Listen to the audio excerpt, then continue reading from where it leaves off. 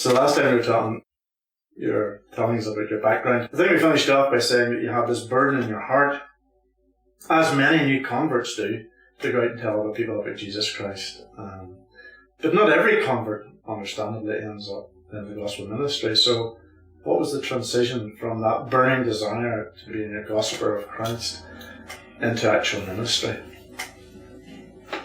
So I started attending church at a non-denominational Baptist church. How did you find that church? The Christians that were witnessing to me in university, they gave me the Bible, so I'm going to go. And I started attending there. And of course I had long hair at the time still. And I remember inviting the rest of the band to the service as well, thinking, they just have to hear one sermon and then they'll be in as well, and that's it. And of course that didn't happen. And I kept attending, and I thought at that time I was going to be a door to a lot of people, because here I am, I was just I was in a rock band, and I was in, to me, Christianity prior to actually being converted was being like Mr. Rogers or something, something that didn't... nice. Yeah, that's right. And so I thought, now I'll be able to show people that, you can be a normal, cool person in the world. And, not that I ever was actually cool. That was just a foolish... But you had the long hair. Yeah, I had long hair. So that's something. We all try in our own ways to be cool. Yeah, that's right. Here's my latest trial. Anyway, and so I was attending this church, and I had the long hair, and I was there for about a year, and I was thinking, I'll reach the people that are like me. And then I remember one day it struck me that, why do I think that would work when the very thing that I was attracted to was totally unlike me? I was intrigued by what I would call would be the most out-of-place square people in the world, right? Yeah. That goody two-shoes kind of, and that's what I was drawn to. And I was struck by the fact that it's the power of God's Spirit and His Word that actually draws people. And it's not these kind of... That's quite a breakthrough when you think about it. Yeah, I didn't realize any of that. Yeah. It just seemed to make sense to me at that time. Yeah. While I was there during that year at that first church, that non-denominational Bible church, I had changed my major from a business degree, to a philosophy degree, because I did know that I wanted to become a preacher. I didn't know minister of the gospel or anything. And so I was attending Arizona State University, and I would ride the bus there and back, and it's a 1-hour drive one way, so it was 2 hours on the bus, and I was reading the Bible. And so for that whole first year, I read through the Bible twice, cover to cover. I was first issued a King James Version of the Bible and could not make sense of it. I'd only read one book in my life before the Bible was given to me. Right. And it was Star Wars. I had seen the movie 10 times, and that was the only book I read. So reading, I actually technically didn't make it through high school. But anyway, I was reading the Bible, and I could not understand the King James Version. I stumbled into a Christian bookstore and happened to pick up the New International Version. A little bit better than Good News. Not as good as something higher, but still it was good. But the NIV was the Bible of the 80s and 90s. Correct. That's right. And I could read it, and so I was reading it, and I read through it, twice that semester, and by the end, this was right at the time of Operation Desert Shield under George Bush 1. With Saddam Hussein and so on. And of course, this church had brought up all the dispensational charts, and that Saddam Hussein is probably the Antichrist. He's going to make a covenant with Israel. There's going to be the battle, the whole Left Behind dispensational theology.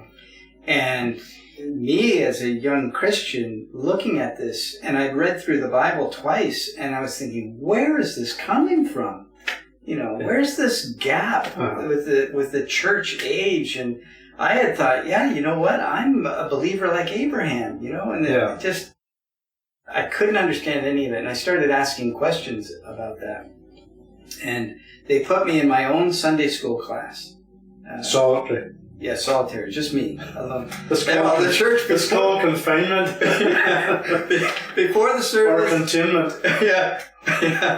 Everybody went into their separate rooms, and then I went into this one room, and it was a woman, an older lady, who brought out the chart and started talking about these dispensations, the age of innocence and then the age of law. And I'm saying, but how is that defined? This just looks like one story that's unfolding. Yeah. And that lasted maybe 2 weeks, and then they stopped that. She wasn't going to win against you, huh? Dear soul. In the sense that she wasn't, and I wasn't arguing against her. I was just trying to say, you're not making sense. And then she realized that she wasn't able to make it work, I guess. I don't know. But so I went back in with the other normal people.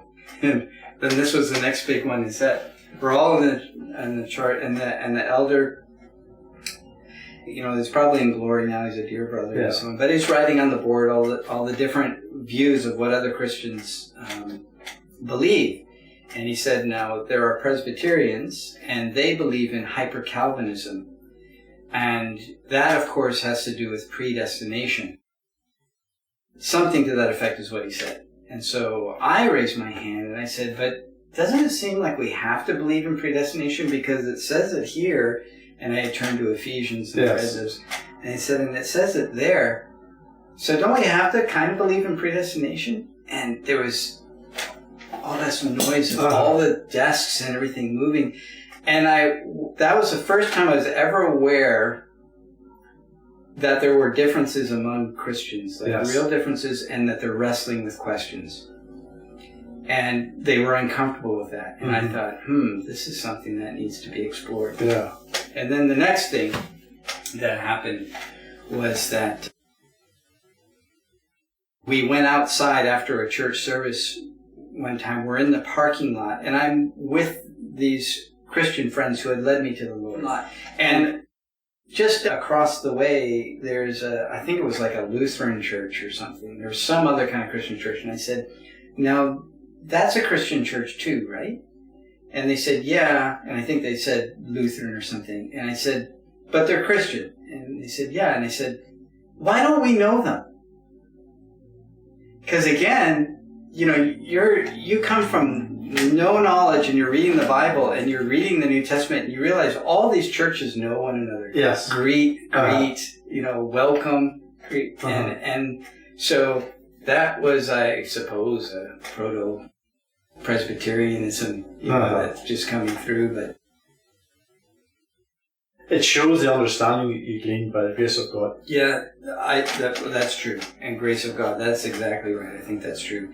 I went into that bookstore. Well, no, actually, I went back to the professor, and I asked him questions about predestination and about different denominations. And he was very standoffish. He wouldn't give me direct answers. But he did say, there's a book called The Creeds of the Churches that you should check out. So I went back into the bookstore, and I was looking through, and I found it. Creeds of the Churches by, I think the man's name is Leith or something. Paperback book. Looked like a Webster dictionary. And I started reading that, all these creeds, the historical creeds. And in that, of course, the Westminster Confession was there. And that actually did stand out to me as a very good presentation compared to all these other creeds.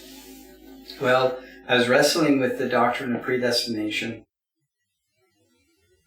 Emotionally, I remember sitting on a couch and thinking about, okay, if I'm predestined, what can I do? There, I raised my hand, but did I really raise my hand? Because the Lord knew I was going to do it. And I was really wrestling with, if predestination, how. I went back to the professor again, And I asked him about that, about predestination. How do I avoid meaningless? How do I know? And he gave me an answer that I still use to this day when people struggle with that. He said, first of all, was Jesus predestined? And I said, obviously. And he said, well, if he could comfortably live with predestination, couldn't you? That's a great answer. Yeah. And I thought, wow, because and all of it kind of, flooded my mind about, his praying, that the Lord would take his cup from him, praying, all these things, and yet he could walk in this world comfortably knowing that everything is predestined. So I thought, okay, that was a real pastoral answer. It's amazing that often the truism, the best answers are the simplest answers. Yeah. Because they're drawn just from the life of the Lord. Yeah, that's right. That's right. Thank you for that today. Next time we'll come back and pick up how you move from that phase in your life at university, the Baptist Dispensational Church, into Reformed Christianity and the ministry. Okay. Thanks. Mm-hmm.